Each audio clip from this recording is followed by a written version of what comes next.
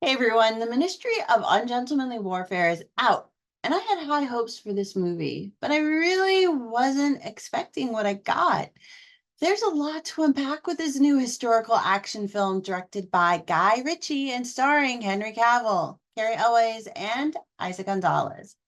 And remember, if you like this review, please do give it a thumbs up. You will make my day. And also subscribe for more videos because there are more coming. Thank you so much.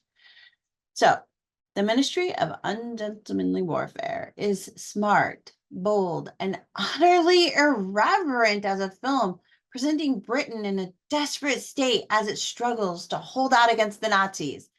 Based on a true story, as revealed in Winston Churchill's unsealed papers, the Ministry of Ungentlemanly Warfare tells the story of a special group of soldiers with unconventional skills who join together to carry out a nearly impossible mission behind German lines to keep the U-boats from stopping American warships from joining the fight against Hitler. This group of mostly British soldiers rely upon highly irregular, or should I say ungentlemanly, style of military conduct when completing their missions, which is believed to be the inspiration behind the formation of the UK's Secret Intelligence Service, or the MI6, as well as the inspiration behind Ian Fleming's infamous fictional spy, James Bond. And yeah, he's in the film.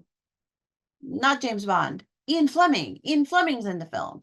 It's a lot of fun to see the real Ian Fleming as a real life British officer who was a part of forming this very special and very unconventional team to carry out this very ungentlemanly mission.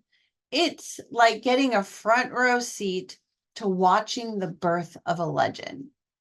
And yeah, I really love saying ungentlemanly. A lot of fun. The Ministry of Ungentlemanly Warfare, and yeah, I like that title a lot too, is basically an origin story in which we essentially know the outcome of the mission before it starts. But hey, that is not the point of the story. The point of the story is the journey and the people and what they experienced along the way. And Ritchie was absolutely the right director for this film. You can feel his artistic touch in the style of the shots and the filming techniques as he kind of slows down the action, freeze framing the moments of tension or comedy, letting the camera linger on a moment so that the audience gets a chance to fully experience the impact of the action or the dialogue. Then, just when the pause is in danger of lingering a moment too long, the action snaps back into place and the film speeds up like a rubber band, regaining its shape and sending the movie leaping forward. The effect builds this intrinsic energy between the action and the events that makes even the slower dialogue heavy scenes feel fast. It's a smart way of creating balance between action, information, and suspense needed to pull off a film like this that just deftly walks the line between a historical war drama, a superhero action film, and a suspensefully witty game of cat and mouse with real life consequences on a global scale. It would have been easy for the film to have been done in an overly serious and overly dark way that just bogged down the entire plot. Instead, they opted for adding a slightly lighter tone with a quirky comedic edge to balance the harsh and brutal overtones that often come with World War II films like this.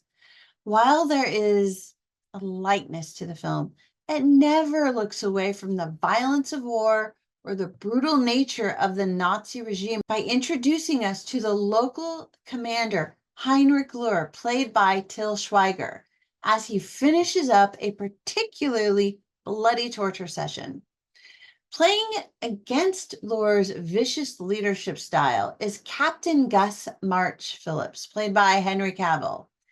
who brings a dash of highbrow British sensibility paired with his unorthodox way of operating when completing a mission that combines his unique problem-solving skills with an unwavering, gritty determination and sneakiness that really the Nazis never see coming.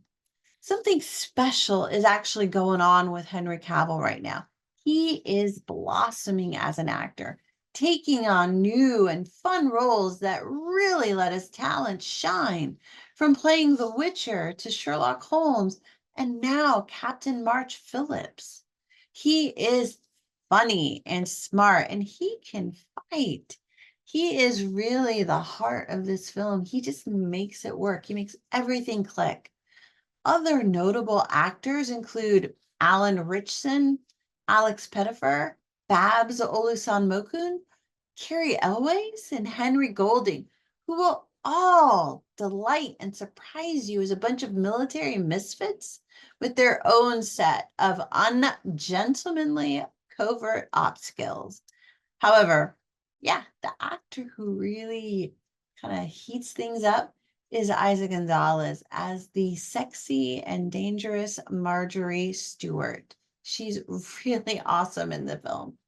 This is possibly the most unexpected World War II film I have ever seen because so much of it was surprising, strangely charming, and wickedly fun in its violence as the boys pull off a mission that should never have been possible.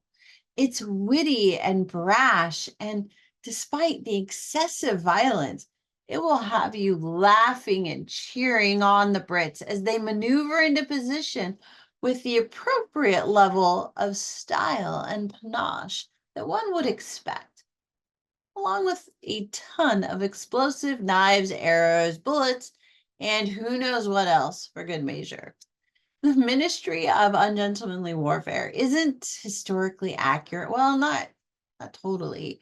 But hey, it's close enough and it's entertaining as heck.